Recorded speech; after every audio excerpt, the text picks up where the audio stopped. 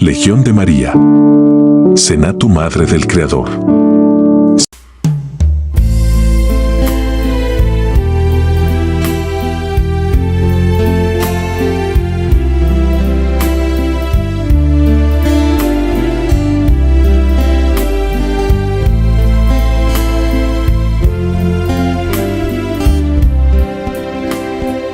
Pedro y Pablo, santos.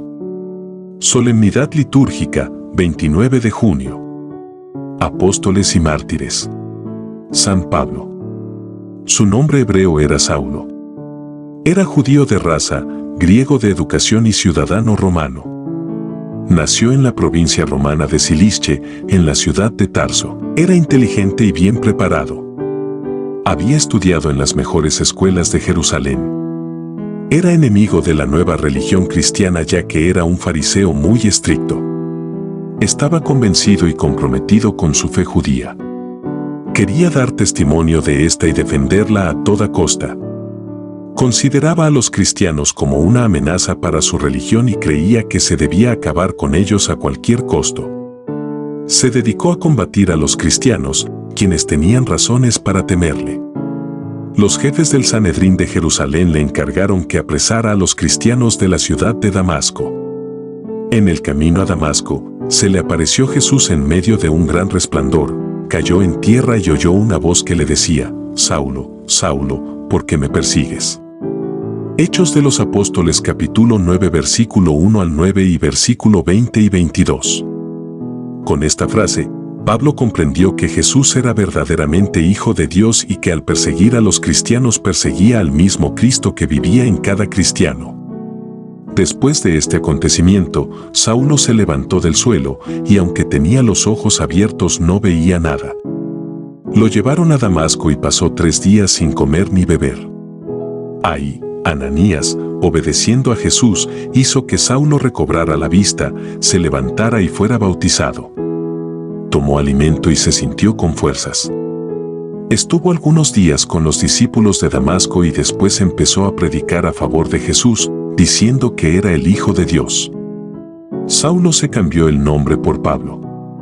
Fue a Jerusalén para ponerse a la orden de San Pedro. La conversión de Pablo fue total y es el más grande apóstol que la Iglesia ha tenido. Fue el apóstol de los gentiles, ya que llevó el evangelio a todos los hombres, no solo al pueblo judío. Comprendió muy bien el significado de ser apóstol y de hacer apostolado a favor del mensaje de Jesús. Fue fiel al llamado que Jesús le hizo en el camino a Damasco. Llevó el evangelio por todo el mundo mediterráneo. Su labor no fue fácil. Por un lado, los cristianos desconfiaban de él, por su fama de gran perseguidor de las comunidades cristianas. Los judíos, por su parte, le tenían coraje por cambiarse de bando.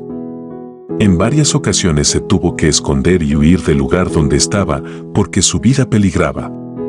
Realizó 4 grandes viajes apostólicos para llevar a todos los hombres el mensaje de salvación, creando nuevas comunidades cristianas en los lugares por los que pasaba y enseñando y apoyando las comunidades ya existentes.